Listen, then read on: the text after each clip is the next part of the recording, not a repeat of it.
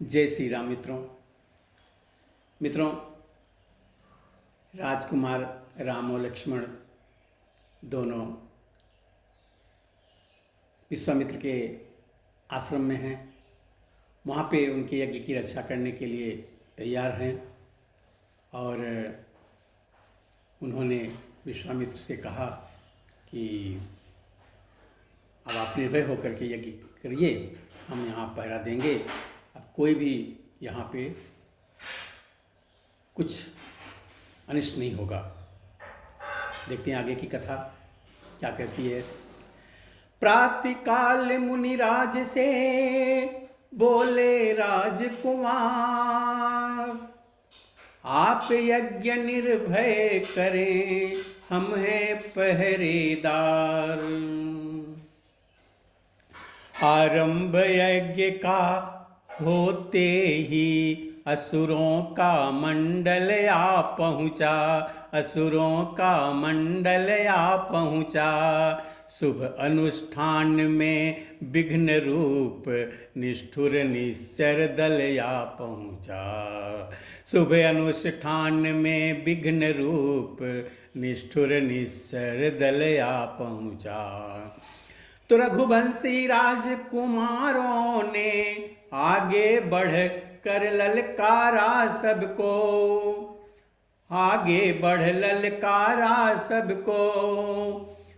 हाथों में लेकर धनुष बाण पल भर में संहारा सबको, हाथों में लेके धनुष बाण पल भर में संहारा सबको।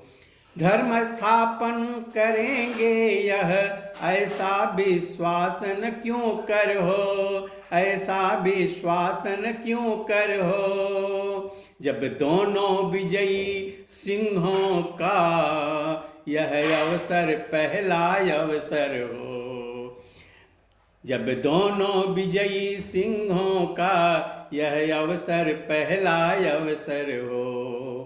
जब क्षण में सुबाहु रजनीचर को अर्पण कर दिया अग्निशर के, अर्पण कर दिया अग्निशर के। मारीच नीच को उड़ा दिया 100 योजन पार समुंदर के, मारीच नीच को उड़ा दिया 100 योजन पार समुंदर के। वह बन गया स्वर्ण कानन, कांटों से खाली चमन हुआ, कांटों से खाली चमन हुआ। हे राजकुमारों सुखी रहो, ऋषि के मुख से यह वचन हुआ। हे राजकुमारों सुखी रहो, ऋषि के मुख से यह वचन हुआ। सचमुच उस समय भाग्य ऊंचा श्री लक्ष्मण रघुवर का था, श्री लक्ष्मण श्री रघुवर का था। जब इनका सिर गुरु चरणों में उस सिर पर कर गुरुवर का था, जब इनका सिर गुरु चरणों में उस सिर पर कर गुरुवर का था। अगले दिन मुनि को मिला यह सुंदर संदेश, धनुष महोत्सव के लिए बुला रहे मिथिलेश।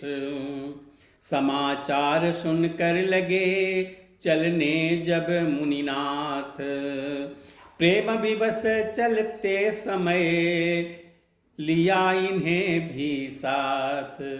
मित्रों, राम और लक्ष्मण को लेकर के धनुष यज्ञ की सभा में जाने के लिए मुनि ने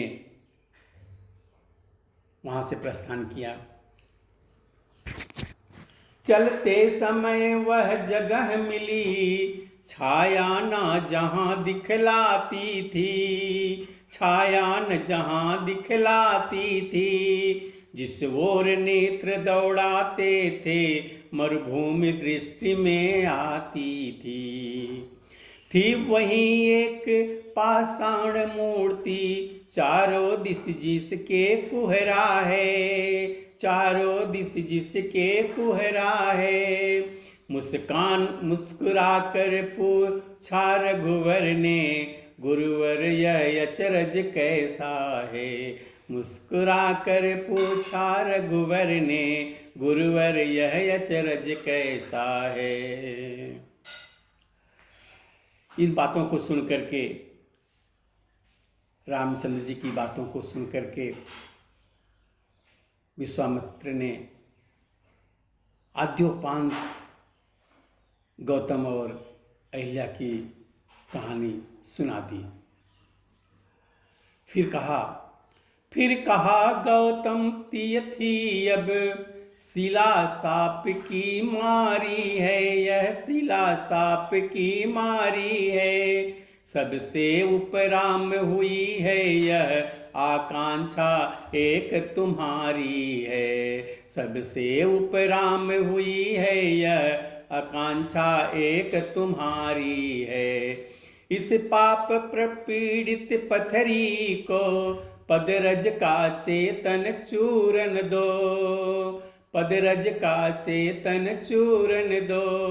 यह पतिता है पावन पद दो, जीवन मृत को संजीवन दो। यह पतिता है पावन पद दो, जीवन मृत को संजीवन दो। छुआ चरण से शिला को राघव ने तत्काल, पदरज लगते हुई गौतम नारी निहाल। हुआ अहिल्या नारी का इस प्रकार उद्धार, मन चाहा वर प्राप्त कर पतिपुर गई सिधार। मित्रों, इसके आगे 2 दिन तक चल करके गंगा जी नहाए और राजकुमारों ने वहाँ कुछ दान पुण्य भी किए। इसके बाद आगे कुछ दिन यूं ही चलते चलते मिथिला अवधेश कुंवर पहुँचे, मिथिला अवधेश कुंवर पहुँचे। गुरुवर ऋषिवर के साथ साथ दोनों ही जनक नगर पहुँचे। गुरुवर ऋषिवर के साथ साथ दोनों ही जनक नगर पहुँचे। तब बढ़कर देखा नगर दृश्य, रमणीक विचित्र सुहाता था, रमणीक विचित्र सुहाता था। मन जहाँ जहाँ पर जाता था, हर्षित हो वहीं लुभाता था। हर्षित मन जहाँ जहाँ पर जाता था, हर्षित हो वहीं लुभाता था। था सदाचार सत्कार वहाँ, अनुरक्ति वहाँ पर सस्ती थी, अनुरक्ति वहाँ पर सस्ती थी। कंगाली जहान बस्ती थी, ऐसे विदेह की बस्ती थी। कंगाली जहान बस्ती थी, ऐसे विदेह की बस्ती थी। पीड़ित अकाल से प्रजा देख, राजा हो गया किसान जहाँ, राजा हो गया किसान जहाँ। किस भांति वहाँ का हो वर्णन, प्रकटी शोभा की खान जहाँ। किस भांति वहाँ का हो वर्णन, प्रकटी शोभा की खान जहाँ। जनक राज ने जब सुना आए हैं मुनिनाथ, स्वागत करने चले वो ब्राह्मण दल के साथ।